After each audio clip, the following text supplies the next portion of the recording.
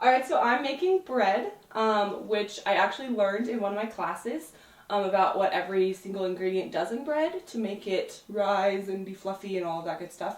And then I took a food lab and I actually learned how to knead and fold and make bread. So I absolutely love it, and I love bread, so I love to make it anytime I can, and it tastes way better than store-bought bread and doesn't have as many like weird additives and stuff that you don't really know about. So any chance I can get, I do make bread.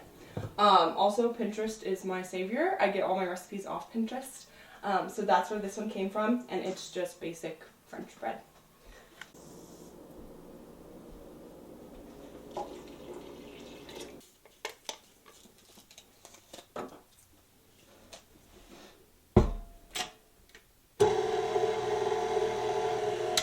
Not too much, you don't want to totally disrupt or kill the yeast. And so salt will halt the growth of the yeast, or limit it, so that it won't overrise.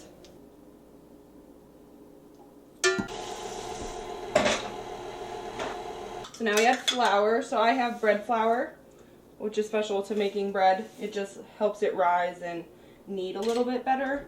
But we learned in all my classes, you know, all-purpose flour can be used for all purposes, but it's not the best for every purpose. So if you can buy other flour, you should. Also, you can use whole wheat flour, which I probably should have done for health reasons.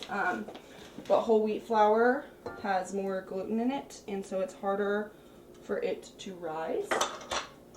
And that's why when you have whole wheat bread, it's much more dense and not as light and fluffy. So that's why gluten-free products are often not well risen. They're often flat, dense, not as light and fluffy, because gluten is the reason bread and floured products are light and fluffy. So another thing about bread is the environment has a lot to do with it. So some days 6 cups may be enough, and other days it may not be, depending how humid the air is, dry, moist, all that kind of stuff. So this is still pretty wet. As you can see, it's still sticking to my hands when I touch it. So it definitely needs some more flour. So I'm still going to dump it and do it in the mixer, just because it's easier at this point.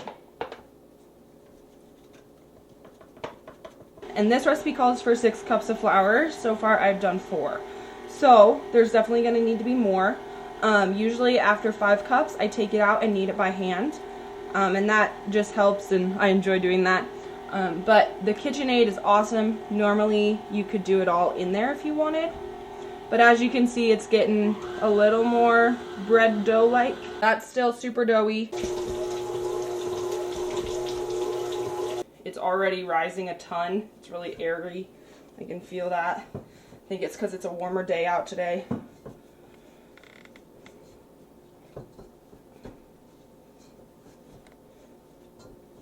So we'll just knead it in. This is something I learned in the bake shop. So you're supposed to knead it out, turn it over, knead it again, rotate it.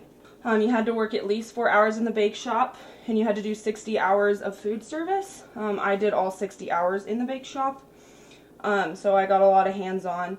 It was a lot of the same stuff every day, but I was on the bread station a lot, which was awesome. And so we just volunteer, help out with whatever. The lady that's in charge of the bread showed me all of this and how to make it work, and we got to make the recipes sometimes, and sometimes we just cut the bread and kneaded it for her. It just depended.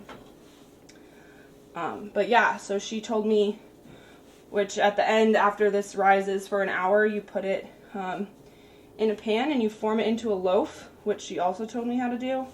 And you pretty much just take it to the side. This is going to be 3 different loaves. And you roll it out, form it into kind of a loaf, pat it down, and you take the edges and you pinch them closed, both sides, and flip it over, put it in the pan, and that's how you put it in, and it'll rise into a nice formed bread loaf.